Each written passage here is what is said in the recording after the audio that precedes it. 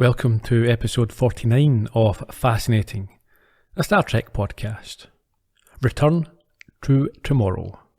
In this week's episode, Kirk, Spock and another officer must decide whether to lend their bodies to an advanced alien species. Hoping it will lead to scientific and medical advancement, Kirk agrees. Things change, however, when one of the aliens turns out to be less willing than the others to return the body he has borrowed. Can Kirk and the crew find a way to put everyone's mind back in its proper place? Or will Spock end up with nowhere to go?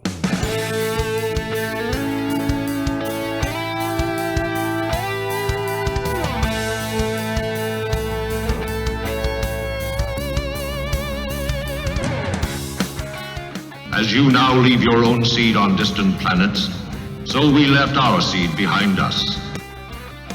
Good evening, Iain. Where's the most interesting place you've left your seed? In a small allotment. Okay. Did you enjoy this week's episode? Yeah, I did. Good one. It was another one with very few additions to the regular cast. It makes you wonder if they've spent their budget this year. Are you saying that the rest of the season's episodes will... Well, they don't always air them in order that they make them, do they? They don't, no? I've not checked into where this one sits. Okay. Did you like the actors who are having to play two different versions or two different characters? I think they would like it. I think Kirk and Spock would enjoy the acting within the acting. Yeah, I'm not sure with the other one, Mulhall, that there was that much difference between the two characters. Yeah, she seemed a bit wooden, to be honest. Just a little. We'll get back to her. She wasn't unpleasant. No. Perfectly fine. She was, yeah, I think fine is the word. Didn't have much to do or say, in fairness. No, not much agency. No. Just there to look a little bit pretty. Just a little bit. And admire Shatner's body. As they all do. Quite rightly so. We hear a lot about that in this one. We do. I think he wrote part of the script. He certainly edited it. Yeah. Sitting with his pencil out. Stop. I think what you should say is, excellent body. The best you have ever seen. Just like your own, Mr. Advanced Species. Alright. Do you want to get started then? Yeah, let's crack on. Up at the bridge, Sulu makes a return. Yeah, back from making that movie. Yep, with John Wayne. Yeah. He picks up a strong signal from a star system, although Uhura claims it is not a signal, doesn't even exist. Yeah, he says it's a reading that's growing stronger. She says it's not a signal, and Spock says someone is trying to attract their attention. Yeah, I think Uhura, however, admits that something is interfering with her communications. Indeed. Kirk says that this person has succeeded in getting their attention and asks what's causing it, and we've seen this response from Spock before, quite recently. He doesn't know. But in this occasion, he's prepared to defend his position and says that not even a Vulcan can know things that are unknowable. What they do know is that it is a distress signal. Or at least it's triggered their distress alert system. Yeah, the relay, that's what it is, yeah. Yeah, and I think there's also a mention here that they've travelled hundreds of light years beyond where any other Earth ship has ever travelled. You were asking a couple of weeks ago about the whole where no one has gone before line, so this is them doing that. Why would they assume that it's from Earth? Assume that what's from Earth? Well, they're saying that this signal is coming from something that no Earth ship has... Yeah, no, they're beyond where any other ship from Earth has gone, so that's why they don't have any data, they don't know what they're encountering. Okay. It's not that the signal's from Earth. At this, Sulu gets visual of a planet ahead, and Spock confirms it to be a Class M, but with two major differences to Earth. Well, yeah, I found this quite confusing, because Class M means it's got a breathable atmosphere, but he says it doesn't. So maybe it used to be Class M. Well, that's what I've noted here. He says it's much older, and many years ago its atmosphere was ripped away, so it's therefore by definition not a Class M planet. No, I mean, that's like saying Mars is Class M. Yeah, if it had previously had an atmosphere. Yeah, before its atmosphere escaped out into space. Or the other possibility is that the Class M, or the classification of the planet as Class M, was done from 100 light years away, or more, 500,000 light years away, so that the data they had was based on old information, because obviously light takes that amount of time to travel. Yeah, possibly. So if they were getting readings saying, yes, this is a Class M planet, but they were taken from over 500,000 light years away, then it would have been at that time. And at this, they are interrupted by a deep, booming voice. Are your hailing frequencies open? No, sir. I am Sargon, It is the energy of my thoughts which has touched your instruments and directed you here. Now, at this closer distance, I can speak to you at last. Who are you, Sargon? Please assume a standard orbit about our planet, Captain. Is that a request or demand? The choice is yours. I read what is in your mind. Words are unnecessary. The planet is dead. There's no possibility of life there, as we understand life. And I am as dead as my planet. Does that frighten you, James Kirk? Or if it does, if you let what is left of me perish, then all of you, my children, all of mankind must perish too.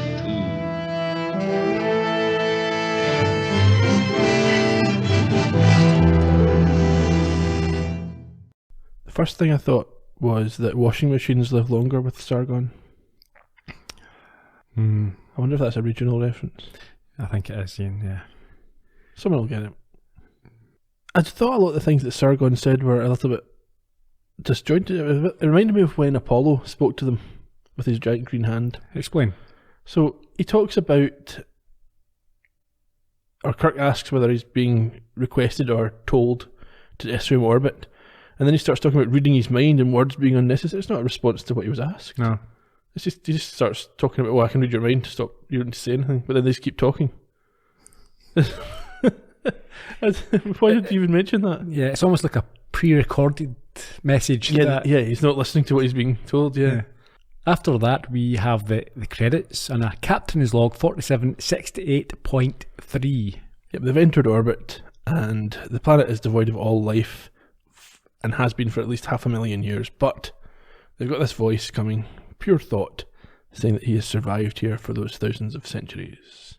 And we go live to the conclusion as Kirk states that he will take a risk and resume contact with the planet or the voice. Yeah, either way.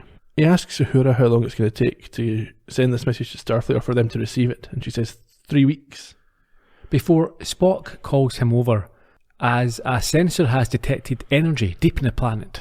Sargon gets in touch to say that Spock is probing him, and he can feel it. I'm sure. Just like Chapel. Well, we get more advice from Sargon. He says he's set up their transporters for them so that they can join him in his deep place. Yeah, and begs them to come and rescue them from oblivion. He's a bit needy. He is quite needy. Spock says that the coordinates provided are at least 100 miles deep in the planet. And understanding this worry, Sargon promises he will make it possible for the transporter to beam them down that far. And Spock then detects a chamber that apparently will be able to support life. It will. Kirk gets Uhura to have McCoy meet him at the transporter room and says to Spock he can't come because the two of them shouldn't be off the ship at the same time. That's not been the rule before. It's not, and I don't think Spock's too happy with this. He thinks it's an excellent chance to investigate a very peculiar scientific phenomenon. And somebody else who's not happy about it appears to be Sargon, who instead of using the communication that he's already established by speaking to Kirk, turns off the power.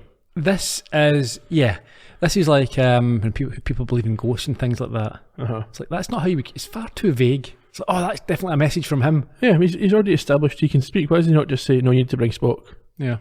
I need him. Yep. I like his face. Or his ears. But Kirk somehow intuits that the power going off is Sargon's way of saying, bring Spock. So it would power have been, comes back on. It would have been funny if Scotty had just popped in at that second and said, sorry guys, I was messing about down there, I blew a fuse for a second, it's back on now. Yeah. It's like, Kirk, this is obviously a message from... Yes. Anyhow, Spock agrees to come along and Sulu is left in charge. Down in the transport room, McCoy is upset that he has not been briefed, but Kirk tells him that he knows as much as they do, and Scotty, he's not happy either.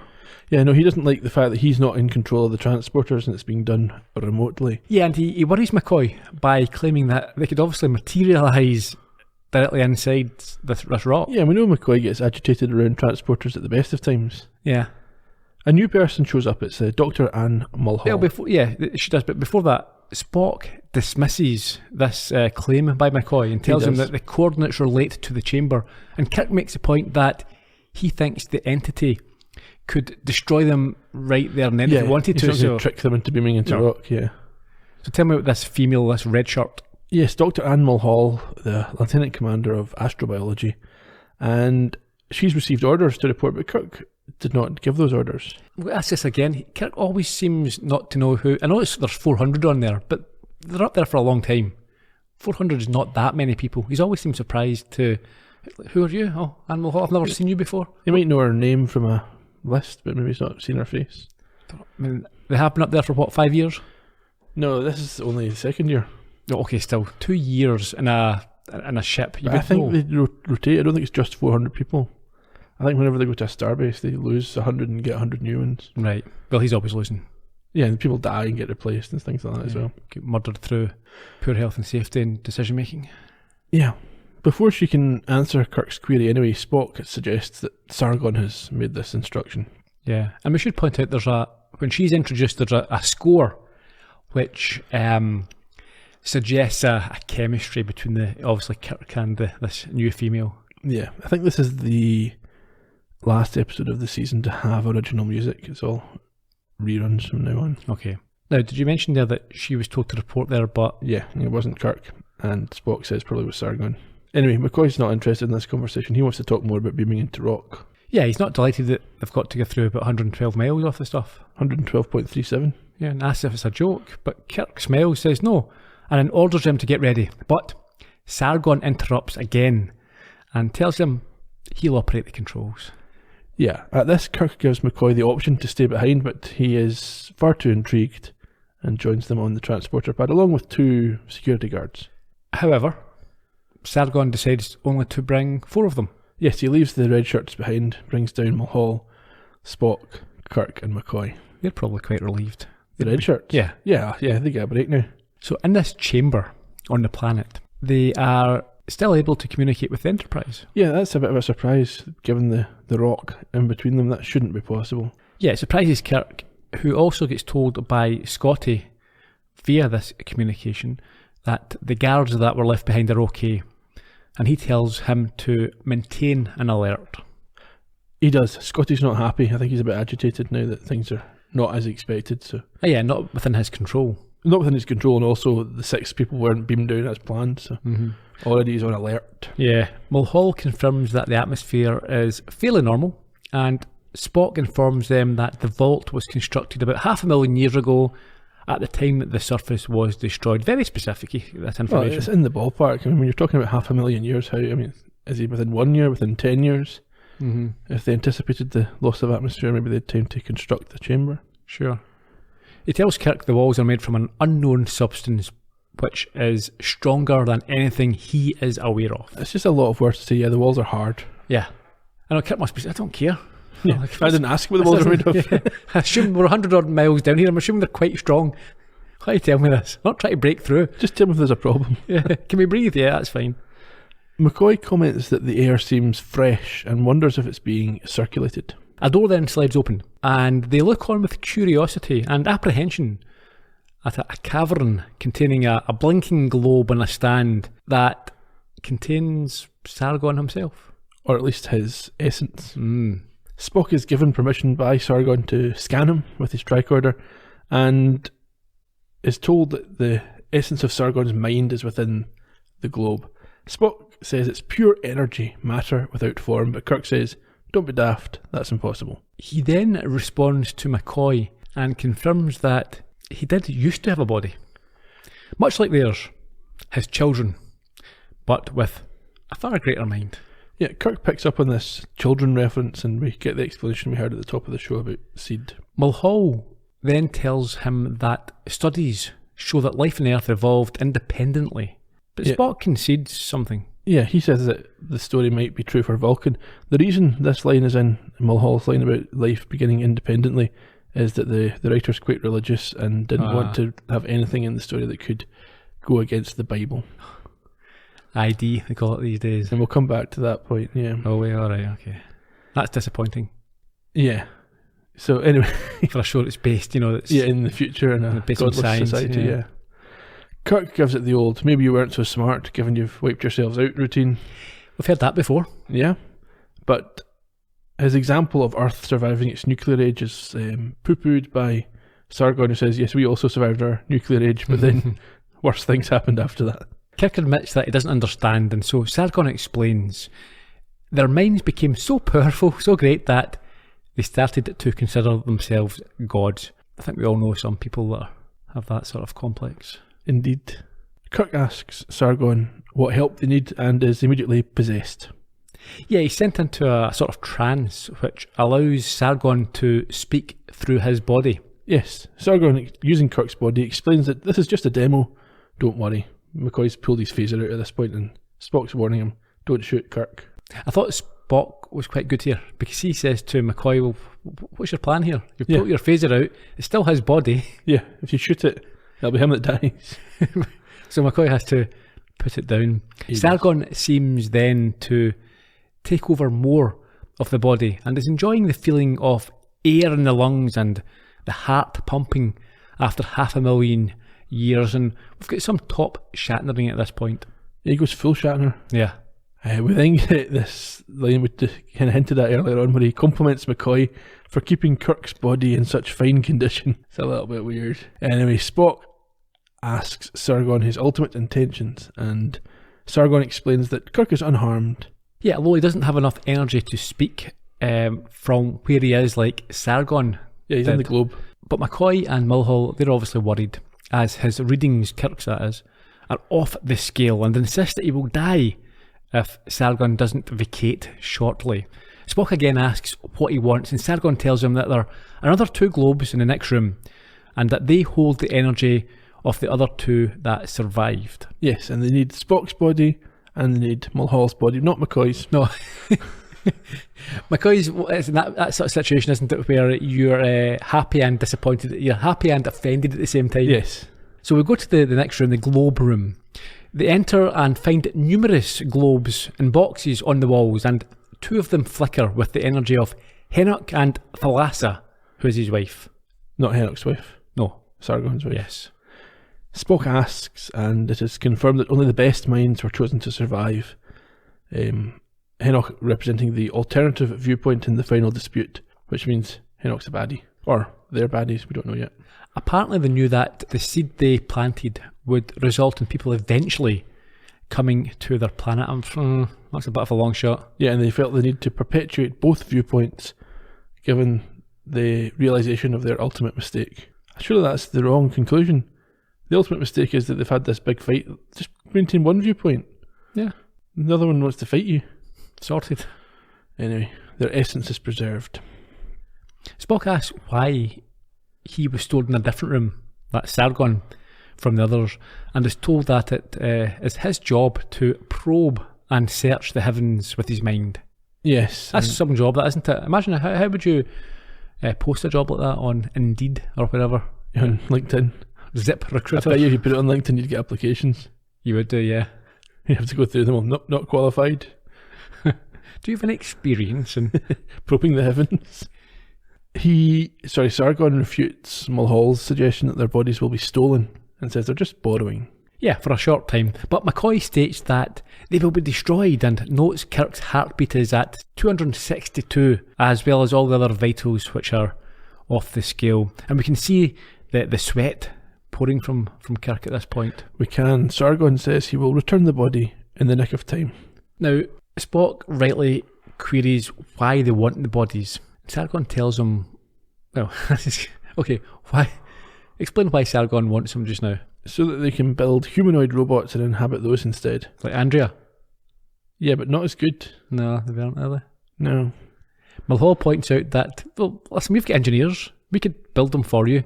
But he tells them that they don't have the skills. No, you couldn't. You just build. It has to be us. Yeah.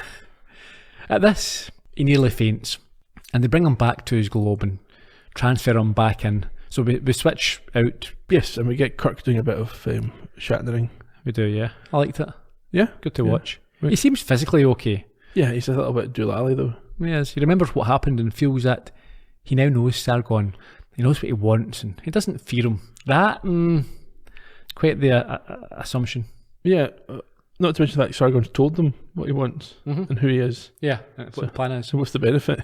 Anyhow, McCoy and Mulhall share our scepticism. Yeah, they think it's nonsense. And neither Kirk or Spock argue the challenge, but Kirk does communicate with Sargon, who accepts that all involved must agree to the plan, and he gives them permission to return to the Enterprise to chat it through. He does, and McCoy asks what will happen if they decide they don't want to proceed. No, I mean, he seems quite reasonable and claims that in that case they can leave freely. This is a little bit like a James Bond baddie. Yeah, well, he's taking a completely different tone from earlier when he said it would mean the death of all mankind. They didn't help him. And now it's like, oh no, yeah, you can go. Yeah, definitely. Anyone who doesn't want to be here can leave right now, unharmed. Just use that door over there, and then you walk through and you drop through into a piranha pool. That's it, we'll take all your bodies. So, up in the briefing room, Scotty can't quite get his head around what they are planning, and McCoy thinks the body swap sounds indecent. Yeah, Scotty asks McCoy to confirm that the others are all right in the head, and he says he cannot do that. Mulhall, I mean, she disagrees at this point. She's quite happy. I think she's now on board. Yeah, she's coming around, but Scotty is told by Kirk that his approval is required because he's the one who'll be working with them as part of the engineering team. McCoy is still not convinced. He points out that they could destroy them very easily, and they want the bodies of the two most senior figures on board. They do, but Spock explains that these bodies will be vacated once the artificial ones are prepared, at which point the aliens can remain on board as androids and travel with the Enterprise. Also, like Kirk, his response to this issue that McCoy has, he says, yeah, well, they simply selected the most compatible, best bodies. Yeah. Scotty is also still sceptical, but Spock backs up Kirk's claims that there will be great advances and developments made available to them, including ships the size of the Enterprise but with an engine the size of a walnut. That's what everyone strives for, walnut engines. Walnut-sized engines. That's what we're going for. However, Kirk agrees that it must be a unanimous decision, and McCoy says that he has one question. Why? He doesn't want a list of possibilities, but a reason to override the very real potential danger. So Kirk then takes a moment before addressing this legitimate concern and putting over his own rousing, impassioned argument. They used to say if man could fly, he'd have wings. But he did fly. He discovered he had to. Do you wish that the first Apollo mission hadn't reached the moon, or that we hadn't gone on to Mars and then to the nearest star? That's like saying you wish that you still operated with scalpels and sewed your patients up with catgut, like your great-great-great-great-grandfather used to. I'm in command. I could order this. But I'm not. Because Dr. McCoy is right in pointing out the enormous danger potential in any contact with life and intelligence as fantastically advanced as this. But I must point out that the possibilities, the potential for knowledge and advancement is equally great.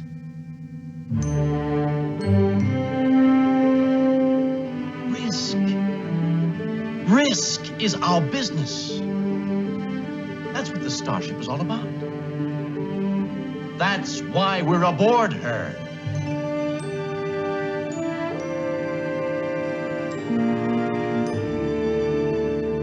You may dissent without prejudice. Do I hear a negative vote?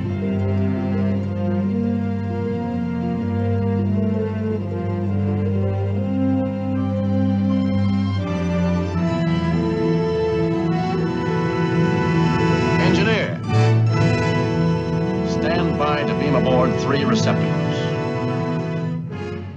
It would have been funny after that speech if he'd asked the question and a few of them had said, yeah, I'm still not up for it. Yeah. You've not convinced me. Yeah, I mean, before he started to speak, Scotty was already convinced by the walnut engines. Yeah. But I felt that entire speech was a bit out of character for Kirk. Like, the voice was wrong. It seemed like the writer's voice rather than Kirk's voice. Yeah, it might have been. I did enjoy it. I did like it, and I did like Shatner's performance there. But yeah, it didn't seem 100% genuine, authentic. The biggest issue, I think I've recognised this a few times. He talked about his great, whatever it was, using scalpels. There's no reason for him to reference the 60s, 1960s. Yeah, he could have had any technology prior to that or after that. I mean, if we were going back a few generations to talk about technology, you'd go back. You might go back to your grandfather or even your great grandfather. Yeah. You wouldn't go back 300 or 400 years. It's almost as if they're going back to the time when the program was being made conveniently. Yeah.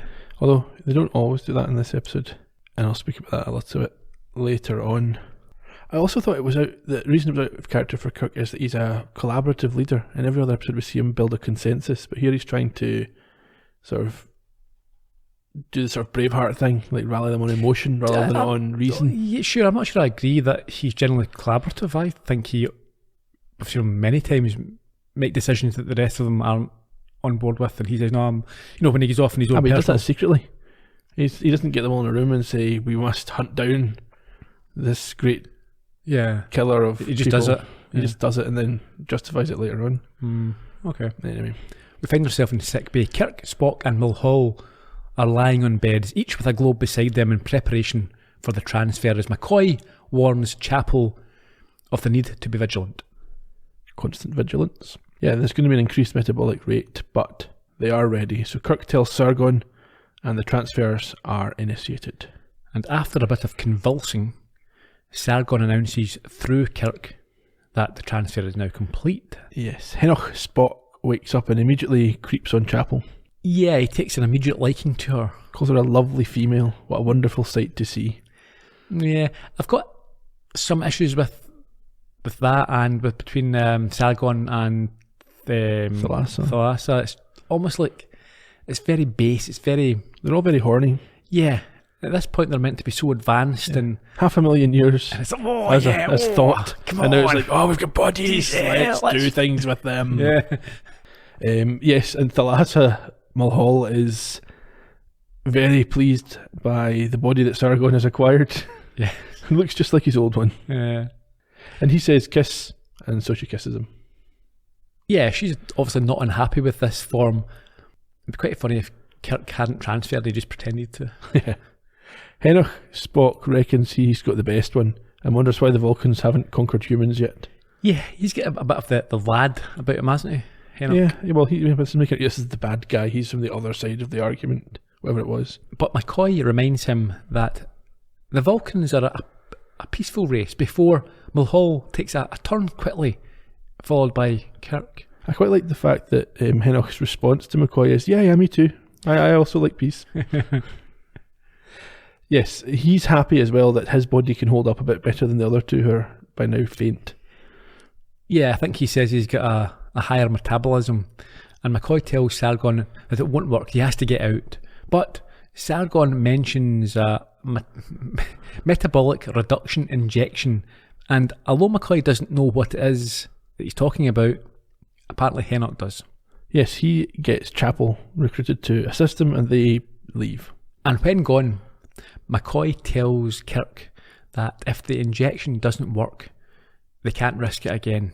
So now down in the lab, Henoch Spock is explaining what the formula will do and how Chapel should administer it, I think 10 cc's an hour.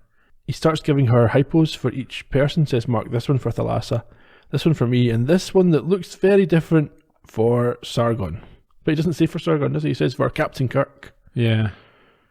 Yeah, things take a sinister turn here at this point. They do. She recognises that there's an issue with this formula, and he says, that's okay.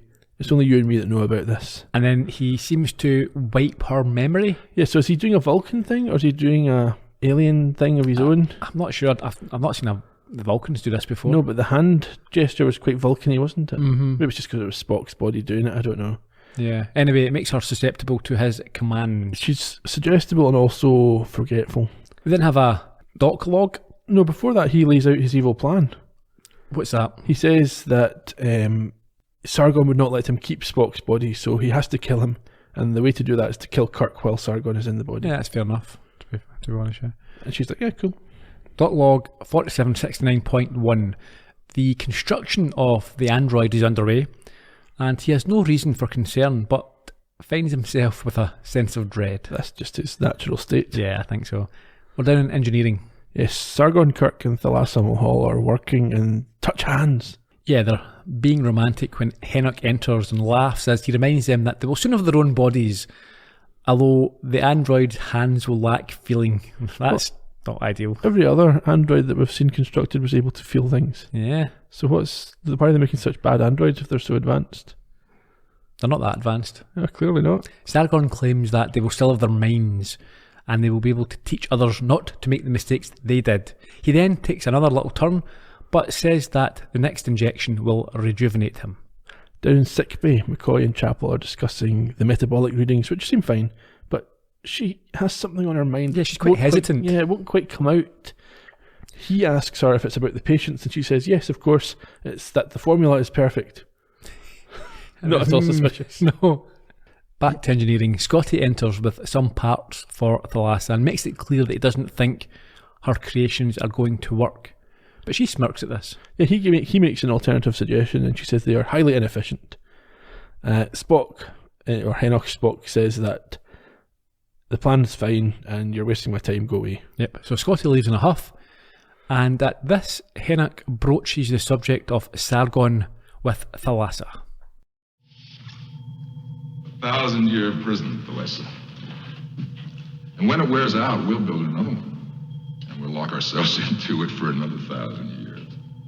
And then another. And another. Sargon has closed his mind to a better way. With these bodies. They're not ours, Henoch. And you awoke in this body, Thalassa. You saw how good it was to breathe again. To have eyes. And to see again. To feel. To live and feel again, Thalassa. Just think how much we can do for mankind. Are these bodies too much to ask for in return? Would you prefer this? No. I'm beginning to hate it.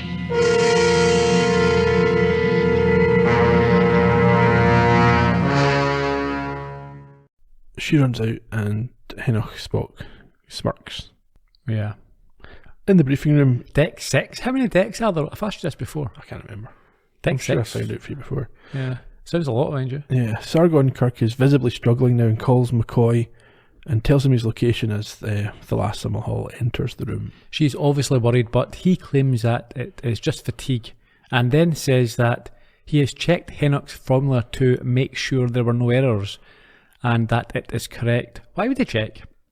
Just because he's suspicious, because he's not getting better. He praises Kirk's excellent body, once again, before she suggests that their bodies will eventually adapt. Yeah, but he says that it could take years, and she tries to persuade him to consider remaining in the human bodies by claiming android versions of themselves will never have the intimate connection that they have at this moment. And she kisses him to prove this, and he collapses. Not the best. Not the result. response you're looking for, is it? Really? But fortunately, McCoy and Chapel enter at this point and give him the injection. But it's too late. He's dead. Well, that's the end of that. Yep, cheerio, Sargon. Medical log. He's not sure whether it's one death or two. He knows that Sargon couldn't get back to his receptacle and is dead, but the body's still alive and Kirk's essence is still in the globe, so can he be put back together? But contrary to this claim, we see that Kirk's vital signs are still working. That's not contrary to what I just said. Yeah, because you see the body's dead. I said the body's alive. Oh, did I say it's dead? Yeah. It's alive, yes. Yes, so the Sargon's dead, but the body's alive and Kirk's essence still exists, so maybe they can be... How can I don't understand that? The body's dead. He's collapsed because he's not got the injections. It's Kirk's body that's dead. Yeah, but now it's not. That doesn't make sense. He had died, but Kirk's essence was in the globe. Yeah, so McCoy's fixed the body. You can't fix the body, he died. No, but once Sargon left it, obviously the heart maybe was able to... No, but as you died, the human body... No, maybe it's not dead. Maybe it was just almost dead and Sargon was out and that allowed the body to recuperate. I don't know. It's science fiction. Down in the laboratory, Thalassa Mulhall and Henoch Spock are discussing this android, and She asks why he's bothering when they both know they're not going to get rid of the human bodies that they're in. He's taunting her, though, at this point, I think. Yeah, well, I don't think she likes his answer. Apparently it's for her. Yeah, well, she's already kind of indicated that she's going to go along with his plan of keeping these bodies, but I think he's maybe looking for her to commit to it. So he taunts her by saying he's going to make this body female for her and she'll enjoy it. And also want to know, why is the android wearing trousers? It'd be indecent otherwise. Well, what are you creating here? It's an android. Uh-huh. Yeah, it should be like a mannequin. There should be nothing there. Nope, it's a sex robot. Well, that's what I'm thinking. But it doesn't feel, so that'd be unsatisfying for all concerned. Doesn't feel with the hands. It's because all the nerves have been concentrated. One vital area. To satisfy their initial urges. He tells her that Sargon would have insisted she become the android, and she says no, she cannot live as a machine. Back in sickbay, she then approaches McCoy and asks if he would like to save Kirk, as they have powers that Sargon had forbidden them to use, and she intends keeping the body of Mulhall. Well, that's the exchange she offers. I'll save Kirk if you let me keep this body and pretend that I didn't. And McCoy realises that Henoch intends to do the same, and she says that he has selfish reasons, unlike yours. Yeah, well, exactly. Although she does say she only wants to exist in peace, but still selfish. Yeah, quite selfish. McCoy, in any event, refuses to make the trade, says that neither he nor Kirk can trade away somebody else's body. But she's not interested in his approval now, only his silence, and in return she will save Kirk's life. He doesn't answer, because obviously he's pondering this conundrum, this dilemma. Yeah, I don't think he's seriously considering it, though. Really, you don't think he would give up Mulhall for Kirk? No, and we can tell that from his response when he says he won't peddle flesh, which angers Mulhall, or Thalassa. She calls him a savage medicine man, and as he goes to walk away, she zaps him with a cloud of pain. She does, yeah. However, she sees what she is doing, stops and apologises, claiming that Sargon was right and that the temptations within a living body are too great. So this resuscitates Sargon. It does, yeah. Comes back from the dead to commend her on her response. Yes, and tells her that even though she thought he was killed, he was dead, he has powers that even she wasn't aware of. Even Henoch wasn't aware of. Mm-hmm. He's possessed the Enterprise itself, in much the same way he was intending to possess the android. Yeah. At this point, Chapel walks in and stands beside Thalassa as they tell McCoy to leave, as they have work to do on implementing Sargon's plan. So outside, what happens? Well, he goes out, the door shuts behind him, and he starts banging at this sort of Fred Flintstone style. And I think the ship's jolted at this point as well. Very slightly. He tries to communicate, I think, with the bridge, but before he can get anywhere, Chapel comes back out. Yes, she walks past him, and McCoy runs back through, where he finds Kirk standing, and whilst looking a bit disorientated, claims to be okay. Yeah, Mulhall also appears to be restored to her own body, but the 3 spheres are blackened and destroyed, which distresses McCoy greatly. Why? Because Spock was in one of them. Yeah, well. Kirk says, yeah, well, these things happen. Yeah, they had no choice, and tells him to prepare a lethal injection to now kill Spock's body and the thing inside it. Up on the bridge, Uhura is screaming in terror, being a poor woman. Yeah, it was a very sharp cut we had there. I quite liked the edit. Yeah, it was good. It's quite a blood-curdling scream. It's like something from a horror movie, a scream queen, you might say. She faints across her console with terror again, and Chapel stands sort of stock still next to the captain's chair. Yeah, but Spock is standing, Henoch is standing over her at this point. Yes. Kirk, Mulhall and McCoy enter as Henoch Spock threatens all of them. Well, is this not the point where they're disabled with pain? He's just about to give them a little bit of pain. Yeah, just a little bit. Yeah, just to give them a taste. Show them who's boss. And then, as Kirk goes to poison him, he gets Chapel to take the hypo away and inject it to Kirk instead. But that doesn't happen, does it? No, she injects it to Spock's body, and this shocks him and surprises him because I think he thought he was aware of what everybody was thinking. But after the initial shock, he laughs and tells them that he will simply transfer to another body. Yes, unfortunately, Sargon is preventing him from doing so, and he laments the situation. Yeah, Sargon swiftly kills him. Yes. Once he's dead, Kirk kneels by Spock's body and says a lamentation for his dead friend. Yeah, there was no other option apparently. But, fortunately, Sargon has other ideas and states that he could not allow him to sacrifice something so close to him, and we see that Chapel and Spock both return to normal. You're alive. There was enough poison in that hypo to kill 10 Vulcans. No, Doctor. I allowed you to believe that to be true, so that Henok would read your thoughts and believe it also. Sargon. It seems, Doctor, the injection was only enough to cause unconsciousness. But Henok believed and fled the body. He is destroyed. But your vessel was destroyed too. Where was your consciousness kept? The place Henok would least suspect, Captain. That is why I was summoned into sick bay, Doctor. Mr. Spock's consciousness was placed in me. We shared consciousness together. We now know we cannot permit ourselves to exist in your world, my children. Thalesa and I must now also depart into oblivion. Is there any way we can help you, Sargon? Yes, my son. You can allow Thalesa and me to share your bodies again. A last moment together.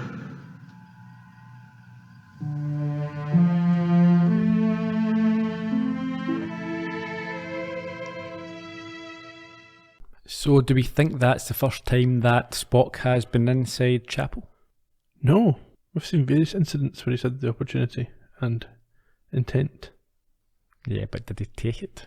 I think there was at least one occasion he did. Okay. Could be wrong. Anyway, we heard at the end of the clip that they both agree to this transfer which takes place, and as they embrace, she admits oblivion together doesn't frighten her as long as he promises they will be with each other.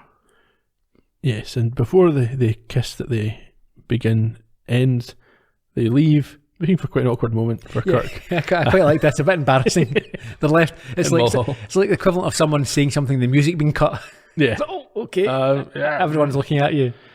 And Kirk says he's sure that Sargon appreciated Dr. Mulhall's cooperation, and she says she was happy to cooperate, obviously enjoying her moment with the captain. Yeah, we get the feeling that they were both quite happy with the situation. Yeah, but also embarrassed. But maybe they took it to their own quarters later on. Finished it off. Who knows? Chapel says it was a beautiful moment, and we head off on another adventure. We do.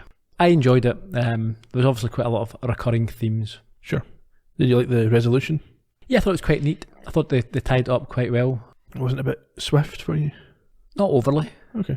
I quite like the reveal of Sargon being alive. Yeah, although it was a bit contrived. It's like, yeah, I've got other abilities. They didn't really explain it too much other than his other powers. Yeah, he didn't mention these other powers until he is. But then you get the idea that maybe he didn't trust Henok all along and he was trying to bait him. Yeah, I mean, if he knew he's had millions of years or 500,000 years with this person, I'm sure he knows his personalities. Well, I got the impression they didn't engage over that time, that Henok and Thalassa were stuck in their globes alone. Okay, well, perhaps when they had physical bodies in the past, they knew he was a dodgy character. Well, they certainly knew he was an opponent in whatever the final conflict they had was. Not to be entirely trusted. Do you think that Spock and Mulhall and Kirk were right to volunteer their bodies for the experiment? Right, I'm not sure. I mean, I'm not sure how responsible it was, if it was the correct decision in terms of the safety of everyone else and the mission and what have you. But I think from a scientific point of view, experiencing things, I think they were, I can understand why they would want to give it a bash. And do you think that McCoy should have taken up Thalassa on her offer? What was that? Should revive Kirk as long as he let her keep the body that she was in. I mean, obviously it wouldn't have worked out because Sargon would have shown up. But I think basically you're asking, would McCoy have sacrificed some Mulhall random for Kirk? Kirk? I think he would have. I think he should have. I don't know. Okay. Yeah, why not? I don't think he would have, but yeah. You don't think so? No. I think it was quite clear that he wasn't going to do it. Okay, but Mulhall's not dead. She's just been moved. She's in a globe. Also, if they can share bodies, why did they need to have the globes in the first place? Yeah. And also, Mulhall knew the risks. That's true. Okay, bit of trivia. Sure. Originally aired the 9th of February 1968. Directed by Ralph Sinensky, the fourth of his 6 Star Trek episodes. I don't think he was that fond of it. You can hear more about him on the podcast for This Side of Paradise. John T. Dugan wrote the story under the name John Kingsbridge. The reason he changed the name, as usual, is that he wasn't happy with Gene Roddenberry's alterations. In particular, he wasn't happy with the ending, which he felt was sacrilegious. His original plan was for Thalassa and Sargon to wander the stars as spirits. I wonder, when you change the name under those type of circumstances, do you forgo the royalties? The fees? Well, it was nominated for a Writers Guild Award, and I'm pretty sure he took the nomination quite happily. There you go, yeah. This was his only Star Trek episode, but he also wrote for shows like Mission Impossible, Bonanza, and 2 episodes of Columbo, which makes him this week's connection. Also should say that I'm aware that none of the cast got royalties. That was one of the things. Oh, okay. I didn't sign up for it, didn't know. And I think they're all pretty annoyed about it. Well, the surviving ones. Yeah. Yeah. Anyway. Sorry. Yeah. Columbo again, yeah. Yeah, the 2 episodes he wrote were Eddie Albert's season 1 episode Dead Weight, and the season 2 Robert Culp mystery, The Most Crucial Game, the one with the American football team. Yeah, very good episodes. The Culp one a bit stronger, but yeah, both enjoyable. Was Dead Weight the one with Suzanne Plachette? Yes, it was. Yeah. Okay. Dugan died in 1994 when he was 74. Diana Muldaur played Dr. Animal Hall and Thalassa. She would return for one further episode as a different character, and she was also a regular cast member in the 2nd season of Star Trek The Next Generation. She was the primary doctor on board for that, but she was a different character again. I think I recognise her more from LA Law. Yeah, she also appeared in LA Law. Also McLeod, she did a bunch of episodes for that, and she was in Murder, She Wrote, and she's now 82 years old. Very good. In the absence of any further guest stars, let's look at a regular. James Doohan played Scotty. Coincidentally, I have been watching the MATV Legends interviews. Okay. Look at most of the Star Trek original cast, or the regulars on that, and I have listened to a few. He's quite an interesting character, quite fun. Yeah. Some of his backstory's been quite revealing. Yeah. Well, we've just got a superficial look at him here. So he was Scotty as usual, but he also provided the voice of Sargon in this episode, which is kind of a lead in to what he did on the animated series. Okay. Out with the Star Trek universe, he appeared in shows like The Bold and the Beautiful, MacGyver, and Peyton Place. And as a member of the Royal Canadian Artillery, he landed on Juno Beach on D-Day, coming under fire and reportedly surviving only because a bullet aimed at his chest hit a silver cigarette case he was carrying in his uniform pocket. One of those miracle survival stories. I think he did get his finger blown off. Yeah. He tells a good story as well, apparently how he saved a suicidal girl. Yes. She went on to get an engineering degree. Yeah.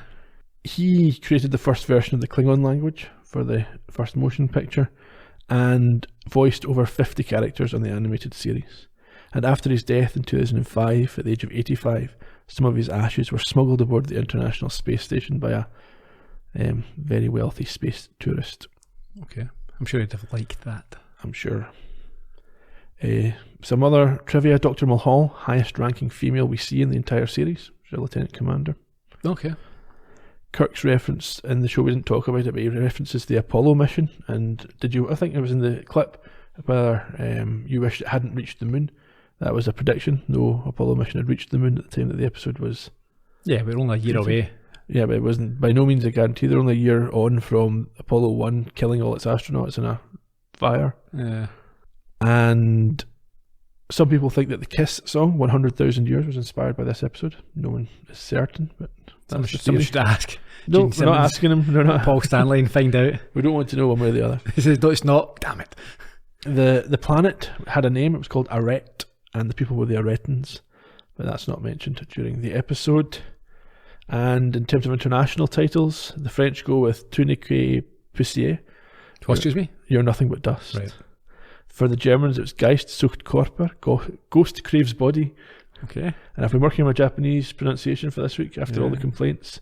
So in Japan, it was Chite Kakunokosyo Kiro no Ene Rogi. I'm sure that's 100% better. It means energy at 160 kilometres underground. Garbage. That's their conversion of 112 miles, I think. Yeah. Next week, the 21st episode of Season 2, Patterns of Force, featuring a race of aliens who take their entire culture from Brexit supporters. Oh wait, and we hit the big 5-0. Yes, episode 50 of the podcast. Hopefully you've listened to them all. Milestone. Yeah. In the meantime, find us on social media. We're at Trek Podcast on Twitter, Instagram and Facebook, and you can find a post for each episode on astartrekpodcast.com, and we're also putting the episodes up on YouTube if you prefer to listen there. Until then, cheerio. bye bye.